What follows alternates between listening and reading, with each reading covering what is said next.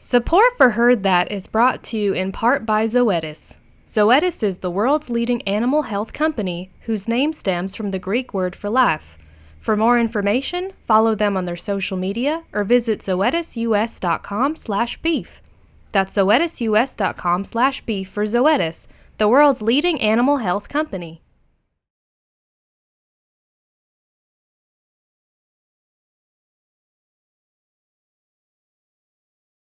Hello and welcome to Heard That, our inaugural episode of our beef industry podcast. I'm your favorite AgComs professor, Dr. Moses Mike, alongside a panel of celebrities and rock stars. And today we have two special guests with us. We have Courtenay DeHoff and we have Coach Kiah. Coach Kiah. We forgot their crowns, but they are wearing the appropriate headwear. True. Let's start with Courtenay. Courtenay, go ahead and introduce yourself. Yeah, I've never been called a beef queen before. I can get behind that. My name is Courtenay DeHoff. I am an Oklahoma State grad, but I was an AgCom major, so go AgCom. I was on the rodeo team at OSU, but I grew up in Kansas. My grandparents run a large cow-calf operation. My mom and dad run a small cow-calf operation. Grew up showing Angus cattle all over the country, so beef was very much a part of my story as well. So I'm pumped to be here. I am also pumped that you are here and alongside one of your close friends, correct? Absolutely. Coach Kiah. Coach Kiah, tell us a little bit about yourself with that wonderful, amazing smile. Go. Oh my gosh, thank you so much for noticing. No. I also love the title Beef Queen, and I am expecting during our next visit, I'm already inviting ourselves back, that there will be crowns. Okay, no pressure. Thank you. My name is, Coach Kiah, or Kiah Twisselman Burchett, and I feel like beef is a part of every piece of my story. I grew up on a cattle ranch actually here in San Luis Obispo County. My family has been ranching here on the Central Coast for over 100 years. I'm the 6th generation. My nieces are the 7th. So definitely grew up in production agriculture. I spread my little wings though. Didn't allow myself to go to Cal Poly. Had to get away. I went to Davis, go Aggies. But I love Cal Poly so much and just love this community. And my path has taken me a lot of different ways. I kind of fell into ag communications. I was not an ag major at Davis, but this industry has a way of bringing you back in. And while I love production agriculture, I learned along the way that my skill set is talking, which is why I'm here today. And I just love advocating for this incredible industry and connecting folks in and out of the industry. I mean, 6th generation, 7 million years of farming. Don't quote me. Roughly 7 million. I need to take a sip of wine. I just want you all to know we're in this amazing space called the Oregio Foundation Family Kitchen, and we were offered this space by the wonderful Professor Amin. Cheers for Professor Amin, who's also cooking us a wonderful surprise later. Cheers. So, cheers to that. Thanks for having us. And we're going to start with identifying how we got into our celebrity. We're agricultural industry, I would say communicators. That's what we all do. From the academic end, we have Zach and Aaron. From the student end, we have Riley. From my end, I'm just a communicator. I love to talk. And from y'all's ends, it's much more about the wider audience. So we'll start with Courtenay over here and then go counterclockwise like I wanted to do before. Sorry, Coach Kiah. We'll start with Coach Kiah over here. And so tell us how you got into your celebrity. Well, first of all, thanks for considering me a celebrity. I feel like but I you don't. are. You're right. I'm just gonna. Those folks listening can't hear this, but I'm hair tossing right now. So just They'll see it. Oh yeah, hi. Just hair tossing over here. That is a great question. I feel like deep down in my bones, from a young age, I always knew I was born for stardom. She's so humble. Yeah. She's so humble. No, but I think in terms of how people know me now today as Coach Kiah, it happened totally by accident, to be honest. Really? Yeah. So my first big kid job out of college was actually working for the Kentucky Beef Council, and so I was their director of consumer affairs. So I became that person that was on the Lexington and Louisville news in Kentucky, whipping up a beef recipe in 2.5 minutes and talking about beef facts. And I really fell in love with media and being in front of the camera, as you are aware. And I love to talk, and I just love people so much. And so that really is what opened up the doors to social media marketing and television and advertising, but with an agriculture emphasis and flair. I ended up going and starting my first side hustle while I was working there called Burley and Barley, and I did graphic design and marketing and ag communications consulting for farms and ranchers all over the country. Amazing. And at the same time, I had this health journey. I'm going to give you the long story short. I lost over 100 pounds in a year, and the folks that work for Beef Fits What's for Dinner loved the story. This is the middle of COVID. They pitched my story to media. It was in People Magazine, Good Morning America, Access Hollywood, Kelly Clarkson Show. Whoa. I just was honest. Again, I told you beef is a big part of my story, and it's all because of my beef advocacy that really landed me those opportunities to talk about beef in this light that it's not always painted in, which is talking about how beef can be a part of a healthy lifestyle. And I just really fell in love with it, and that kind of opened up the doors for me being this public speaker and motivational speaker. And so now I speak to ag groups specifically all across the country, but also general consumer groups, a lot of women. And my message now is really all about embracing your own self-confidence, finding self-acceptance in who you are. But I love being able to share that message with our ag community specifically and really marry those two worlds together. So it really, truly happened organically and kind of by accident, but I'm loving every minute of it. When your soul speaks, I mean, it just follows, right? The physical does. stuff follows. Totally. So, that's an amazing story. And she was being coy by saying that, she's not a celebrity. So many different accolades, so many different appearances. Like, that's amazing. Thank you. Your health journey, all the things that you have done from the digital media side all the way to the in-person communication. That's what I'm trying to get my students to understand. Communication is a part of everything. Yes. And all aspects matter, all aspects count. I'm going to switch it over to Courtenay DeHoff or DeHoff. DeHoff. DeHoff. Yeah. It's sort of like a yeehaw. Yeah, there you go. That's a great. I've never explained it that way. I'm going to say it That's right a good one. Courtenay yeah. DeHoff. Yeah. Courtenay, how did you come into your celebrity? Oh, how did I come into my celebrity? I can't even say it with a straight face. So I went to Oklahoma State to rodeo. That was sort of my only goal at that point. Majored in ag comm, needed an internship in order to graduate in 4 years. And so I landed an internship my freshman year at Oklahoma State at a little local television station. Truthfully, I thought it'd be cool to see my face on TV. And my executive producer was like, well, yeah, it will, but first you're going to learn to write. You're going to learn to tell great stories. You're going to learn to shoot. You're going to learn to edit. Love that. Yeah, I really, really fell in love with it. And it was an internship that sort of launched my career. And when my internship was over, he forgot to take my key card away. So I just kept going. And I showed up at this little local TV station for 3 years. And that was how my TV career started. And I left Oklahoma, landed my first job in Nashville, Tennessee, and I was covering Western sports, doing rodeos, things like that. Loved it. It was so great. Quit that job because I loved telling stories, but I didn't love doing it there. And what I discovered when I went to get my next job is that nobody in mainstream television would take me seriously because I had a cowboy hat on. And I wanted to be in TV. I wanted to be in mainstream television. And I was young. When you're a 23-year-old kid and you have a dream and they tell you to take your cowboy hat off, that's what I did. So I actually turned my back on agriculture for over a decade. Oh, I thought you were just going to do that. Yeah, no. No. Oh, you should watch what she does now. You should see what I do now. We're coming back full circle. But I was sort of, agents and managers were like, no one in mainstream America will take you seriously in a cowboy hat, like telling the news. And how the tides have turned. What really sort of changed everything for me, I was working for a syndicated morning show in Dallas, Hard News, and I pitched a story to my boss that none of the other major networks were covering.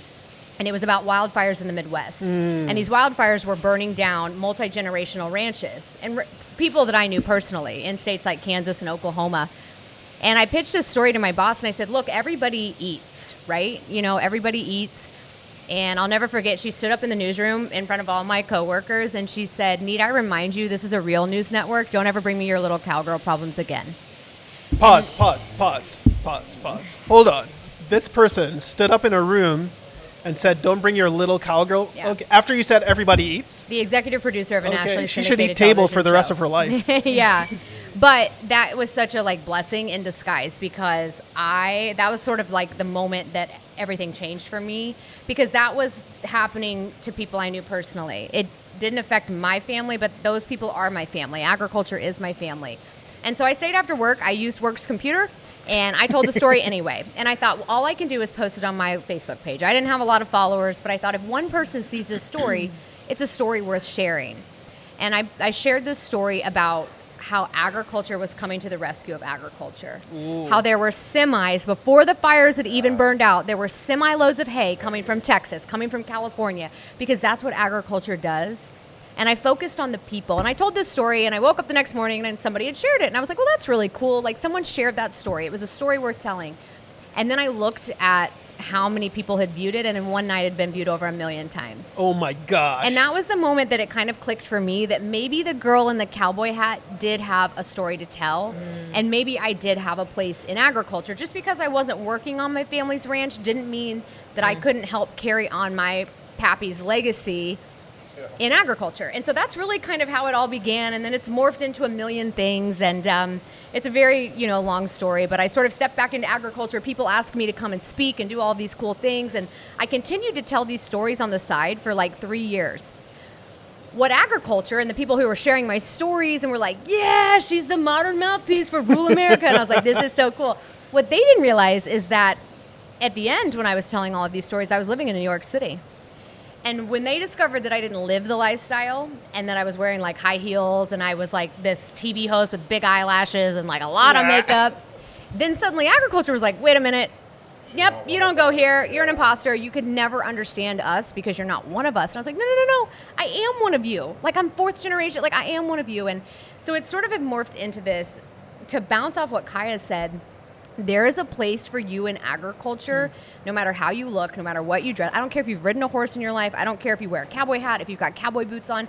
You are a piece of this story. And this has been a 10-year discovery, right? A 10-year decade. So that's the short version of my very long story. Also, I want to give kudos to that woman who told you that, because her little cowgirl problems actually turned into the way she branded her podcast. So Courtenay has a podcast called Cowgirl Problems. My podcast is called Cowgirl Problems. I'll clap to that. Yeah. Just a subtle little dig. Cheers to that. Yeah. I just like to let everyone know this is Cal Poly wine. We're not like serving off-brand wines here. So wine very grapes are one of my good, favorite ag commodities. Besides beef, of course. But they go so well together. Second to beef, yeah. We're going to get fed in a little bit, so like look out for that. It's going to be passing around, and then we'll get a little bit of an explanation of what they prepared for us. The beef industry has touched us in different ways, and we have touched the beef industry in different ways as well. So I want to talk about that dichotomy, right? So the first question I'm going to ask is, how do you think, Coach Kiah, you have impacted specifically the beef industry? How I personally have impacted the beef industry. That's a great question. I think one of the things that our beef, and I should say agriculture in general, one of the things our industry I think has struggled with historically is being good communicators outside of our bubble, right?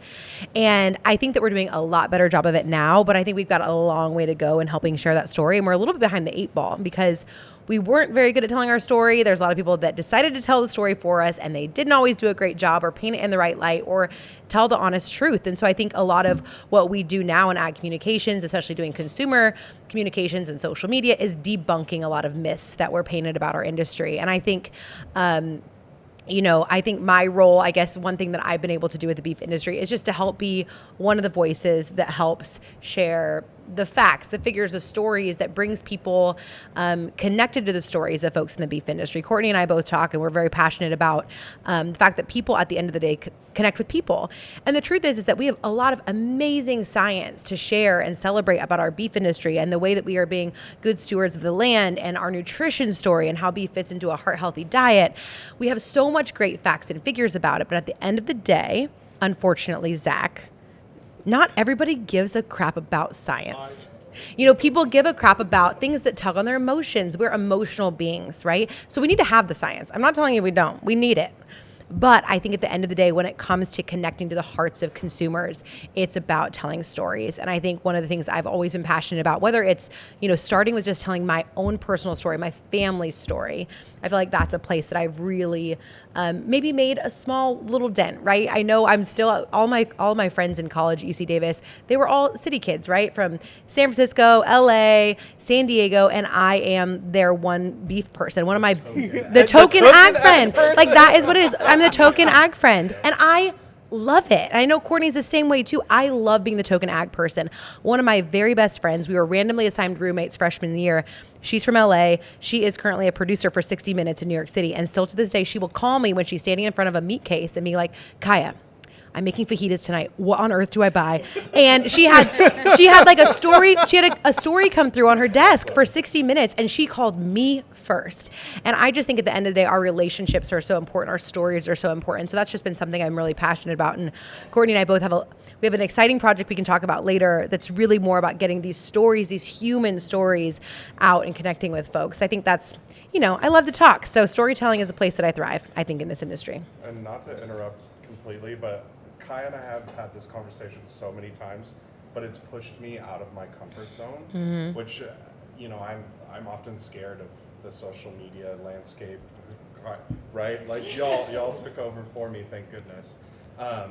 But one of the things that I tried to encourage my students was telling the story, telling the facts and educating people, but also telling the stories about themselves, as well as the people that are raising cattle. And I don't know what happened to me, but I started doing surveys and research, and I was like, I'm never going to be that person. But I learned so much from talking to producers, like, how do you make this decision? And other producers really connect with that. And so it's not just, that consumer space, I think, or that consumer-facing side, but also producers learn from each other, too. Totally. Like ranchers really want to learn from other ranchers, which I think is important. So, anyway, sorry to interrupt. Don't be sorry. I mean, we're just rocking right now. I know Jack's ready for us to receive some of this delicious I'm happy to family style. receive. Are we allowed to eat this? What do you mean? Well, I mean, I didn't know what the podcast. I wasn't going to ask. I was was. going to dive on in. I mean, I am going to dive in. Yeah. Thank you. Oh my It's heavens. family style, and I'd like to think we're creating a family on this podcast. Are family. A beef community. Is this a karaoke podcast? Because I've got some songs. Please don't. Please refrain. Please don't sing the Thank songs. you. Yeah, Dr. Mike, he's ready. And 1, 2. I'm kidding.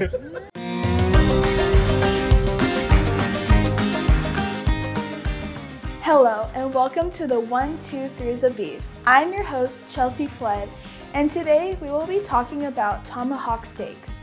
To give you a visual, the tomahawk steak is a bone-in ribeye steak with a rib bone attached, giving the steak an appearance that resembles a tomahawk axe. Point number 1. The steak is cut according to the thickness of the rib and is generally about 2 to 3 inches thick and weighs approximately 30 to 45 ounces. This is a big cut of meat and can feed 2 people unless one is especially hungry. Point number 2.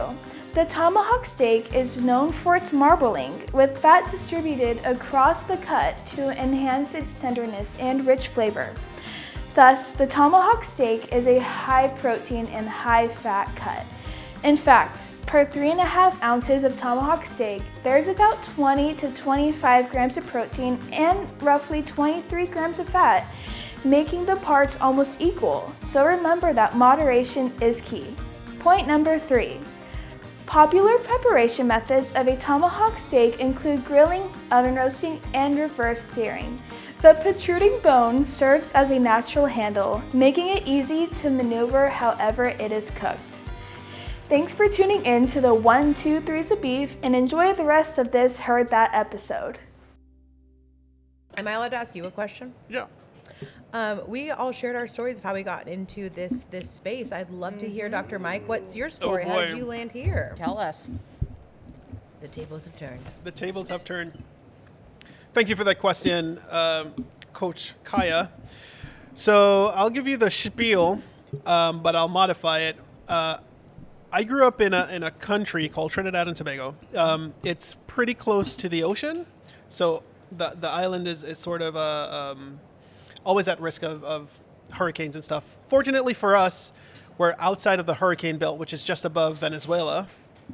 And so we are able to produce in that country really, really fine flavored fruits and vegetables. One of the things that we're known for is our cocoa. So with that, I've always been interested in the agricultural industry because it's a very visual industry, right? Like lots of different color themes in the ag industry throughout the seasons as well. And animals I've always been attracted to. Animals I've always loved. And I lived close to something called the Beef Processing Center. So I would always see cattle. I would always see them grazing and stuff. And I never understood the immense impact that it had on our community. So that's beef specific. However, I've always been creative. So I've always been creating stories, trying to capture stories and writing stories. And so I've entered a couple competitions, placed in a couple competitions, got some national awards, and then... What were those awards? I placed second place twice in 2 national competitions for 1, water conservation, and then 2, I think it's like crop rotation or something. Like amazing. I did a song on crop rotation, and I did a short film on water A conservation. song? Can we hear a sample? Did you say a song? Oh my gosh, Can no, you please, sing it for us? please. I'll send it to you privately. So yeah, that song is about like generally participating in agriculture from like a tractorist perspective, because it's, tractors are big and they make a lot of noise, and younger people are excited by that. Notwithstanding, I got a full ride to the University of Florida, where I continued my agricultural communication pursuits. And then I slipped into FFA, got a taste of that world, and that was like a different world altogether. FFA is different, and it's fascinating. So I've stuck with that, and since then I've been trying to bridge that connection with my students to let them understand, like, communication isn't going anywhere. Like, anywhere. You will always have media, you will always have communication. Always have a job. It's just up to you to decide as a student where you want that job to be and how you want that job to be. Even like agricultural fashion, because I did fashion for 4 years or so, and always as a segment of the fashion show that I was a part of, they had, Western wear, country wear. We called it country wear. And, these beautiful women would, it was mainly women. There were some men too, I suppose. I'm sure they're beautiful as well. Yes, beautiful men. They would represent Western lifestyles so fascinatingly that I was super interested in, like, how real is that? Because I'm in the Caribbean and I would only see Western stuff on TV. Now that I'm here, I understand that it's so real. You're like, wow. So like Cinch and Wrangler and all these big brands. Sorry, they're not sponsors. If you want to sponsor us. But they could be. But they could But be. they could Yeah. be. And that visual medium of telling or showing that side of agriculture has always stayed with me. And so I try to show my students there are different ways to tell different stories. And, creating this music video that Riley talked about is probably one of the most outlandish ways my students are entertaining me on. And I think... Yeah, I think they're going to be surprised by the amount of fun that they have. Even though the product might not be great, it'll be a lot of fun. Did you hear that? He's already saying it's gonna be great. He fired. hasn't even seen it yet. Yeah, I'm not doubting you at all. Like Riley, not doubting you at all. So let's continue. I'm sorry, Mr. Plate. Let's continue the conversation a little bit back into the beef industry, and we asked Coach Kiah how she had, or you go by she, her. I'm not sure. She, yeah. Yeah. How she has impacted the beef industry. I want to know from Courtney, how do you think the beef industry has specifically impacted you? That's a great question. For me, the beef industry is my legacy. This is my great-grandfather ranched, my pappy ranches.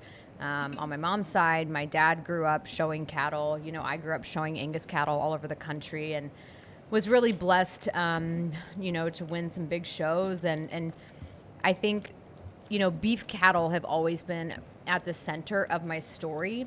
But for me, it's the people that the beef industry has brought into my life that's really changed my life and impacted my life, from growing up, showing cattle to just ranching, with my family.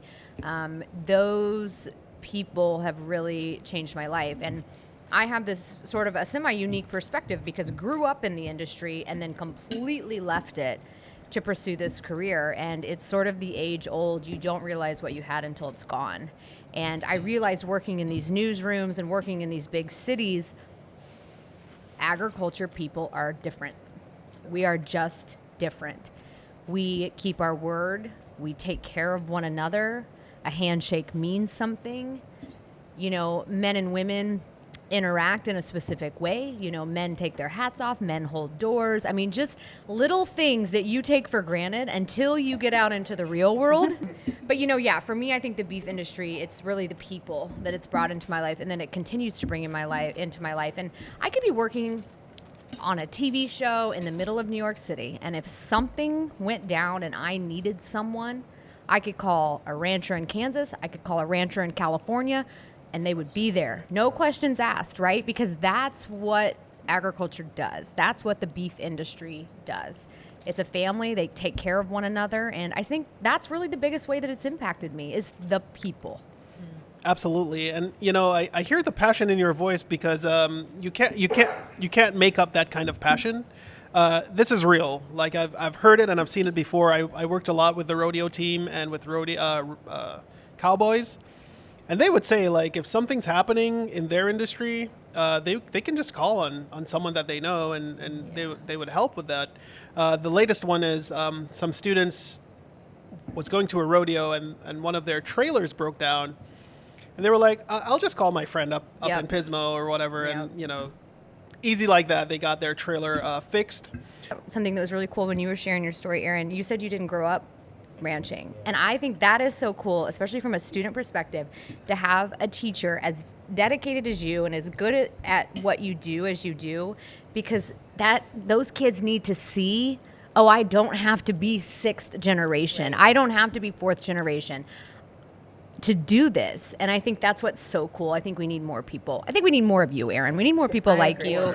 Yeah. To Erin. Yeah. To Erin. To Erin. And I think too, you know, I don't want kids that are coming into a program like this who didn't grow up in ag. I feel like sometimes they have that imposter syndrome. They doubt themselves because there are people who come in who do have multi-generational backgrounds like we do. And I just want those who are not in the ag industry that are interested in it to recognize that that is a superpower that you have. To have that outside perspective coming into our industry, especially when it comes to communications. Because when you grow up in it, when you're multi-generational in it, sometimes you forget that what you know is just so second nature to you that when you start trying to tell a story or explaining things, you don't realize that you're using jargon or terminology that the general population doesn't understand. Mm-hmm. And so I think really having that outside perspective coming into ag for the first time is actually such a strength, especially in the communications piece. And Courtney and I are working on a TV show right now, and our entire production crew, our director, our photography team, our videographers, none of them have ag backgrounds, and we did that intentionally. Yep, we did. Yeah, it was really important to us as we created these shows. You know, Backward Cowgirls, we did a digital series that actually along the Central Coast, highlighting people in agriculture, really sharing their stories. But when we got ready to shoot the pilot, you know, we could have hired an agriculture production company, but it was important to Kiah and I, as she said, to bring in, you know, sort of this outside perspective. And it is the coolest group. Like, we have a former professional skateboarder, we got a couple rappers. Like, it is we have all kinds. And what's so cool is how dedicated they instantly became to the project. The minute we started explaining like agriculture and the stories and the people and how the people take care of one another and how it's, you know, you can hear it in Erin's voice, you can hear it in your voice, you can hear it in all of our voices. They were immediately sold. They didn't need proof. They didn't need to see it. They didn't need to like meet, you know, a bunch of ranchers to decide if they were in. They were just like, we need more of this in this country. We need more of this in this world. We're in. Let's tell these stories. And it's been so great. Everything we do is because we love this industry, right? Mm-hmm. We don't ever want to see this go away. And there are outside factors that are actively trying to make this go away. And I think one of the things that I see really in agriculture as a whole, I won't even single out the beef industry, is we are really, really great at talking to one another and having conversations with one another and arguing with one another and telling one another, how we're going to do this and how we do that. And it's just this huge echo chamber. Yeah. And it's so frustrating. And I only have this perspective because I left, right? And I really got to be an outsider looking in for the first time, over my 10-year sort of television career. And I was like, wow, no wonder there's so much misinformation out there. No wonder the media is running crazy stories that are inaccurate. No wonder they've never reached out to an actual rancher. It's because we're so busy fighting amongst one another, right? Having the conversation with one another and telling one another how we're going to do it and how we're going to market it and how we're going to do this, and the grass-fed people are better than the grain-fed. And it's just like this big, messy echo chamber. And I think if we would stop and take a moment and really think maybe a little more like outside the box. Like, this is not news to anyone at this table, right? We all get it. We understand it.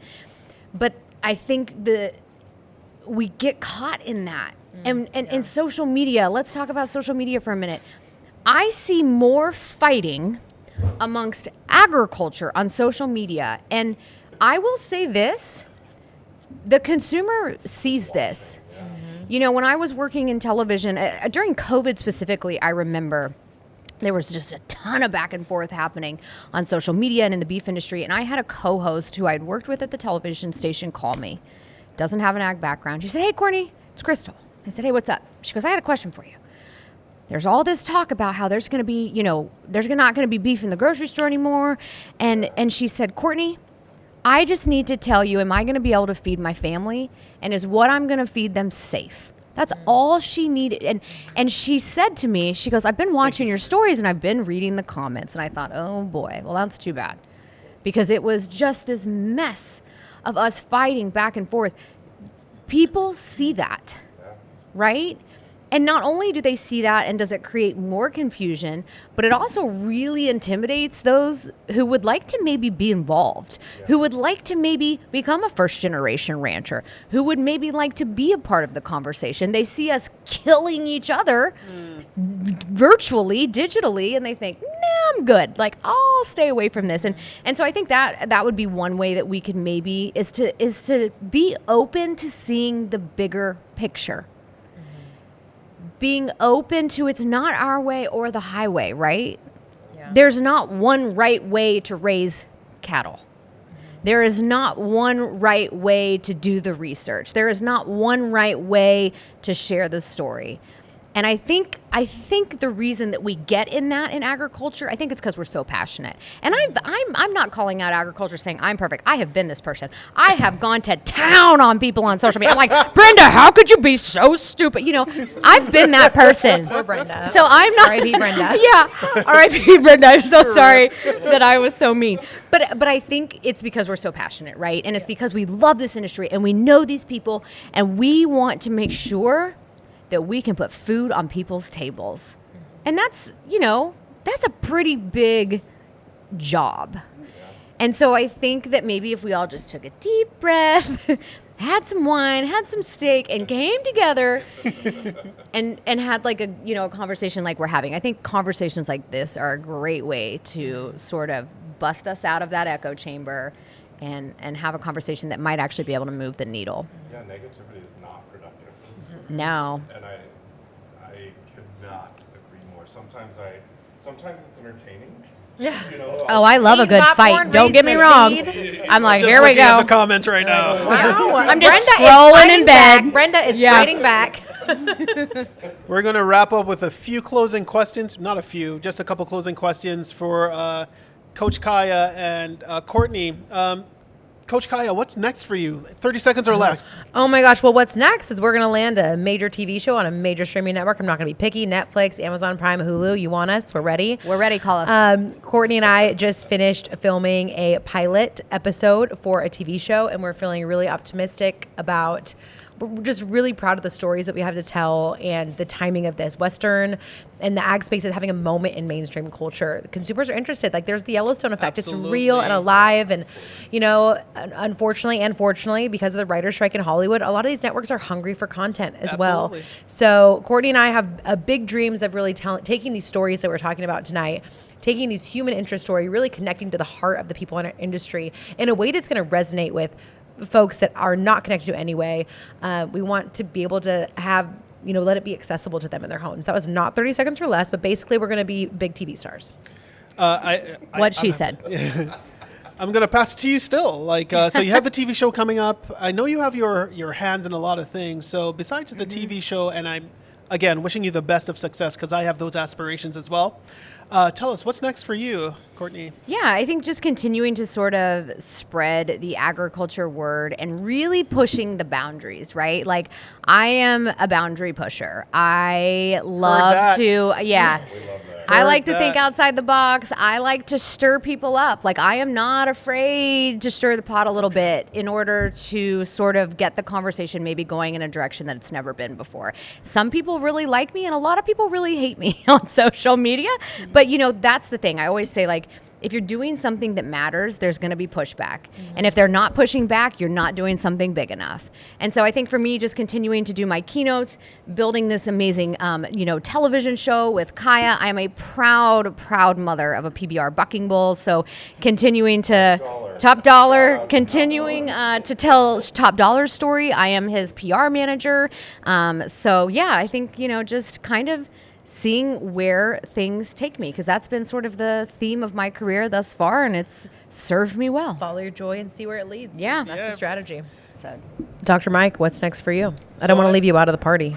Thank you so much for thinking of me. And I would respond by saying, if you ever need a cinema camera crew while you're on the Central Coast and you don't have access to your team, I got a crew here that's willing to do you up. Next for me, continuing to tell the story of agriculture in my own way. Again, I'm big on entertainment, big on edutainment. Yes. Thinking about an agricultural superhero series based on organic agriculture. Maybe it's a beef superhero. If we get. I like this.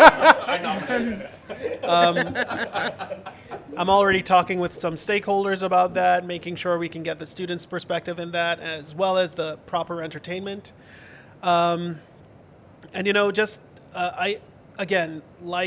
Courtenay, I just love pushing boundaries and seeing where the brick wall is, and then using all my muscles to hit that brick wall as hard as I could and see what feedback I get. And so the feedback that I've been getting is so manageable so far. So I'm just going to continue growing and showing, and pretty soon you're going to have a TV show, and then we're going to be celebrities together because I'm going to have a TV show. Hear, hear. We're going to be in the same rooms, and then we're gonna create our own agricultural TV show awards. Let's do it. And aim for the stars with that one. And with that, friends, I'm going to drop the socials for our celebrities on the panel. Zach, do you have socials? I'll ask you later.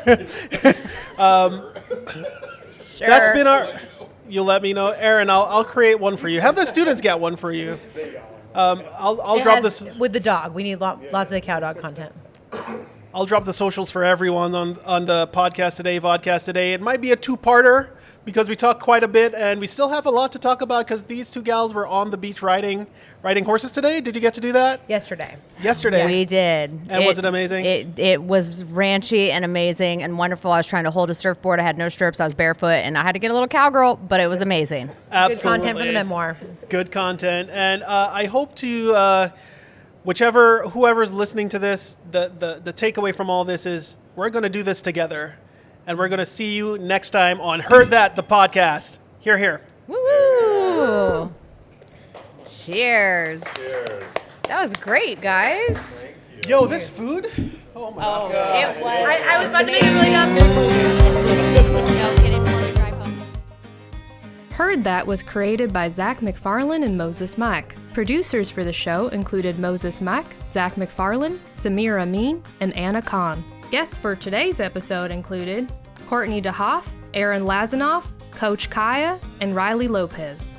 Samir Amin was the head chef and was supported by sous chef Jack Madden. Dr. McFarlane is the resident faculty industry expert and guest coordinator. Digital production for the show was led by Moses Mike, who also hosted the show. Heard That was also created with the assistance of students from the AGC 290 Enterprise class who helped with direction, technical assistance, and editing. These students included Andrew Angulo, Chelsea Flood, Bella Anushian, Melissa Frago, Natalie Victorine, Yuri Ramirez, Jillian Schwang, Riley Lopez, and Tatum Neves.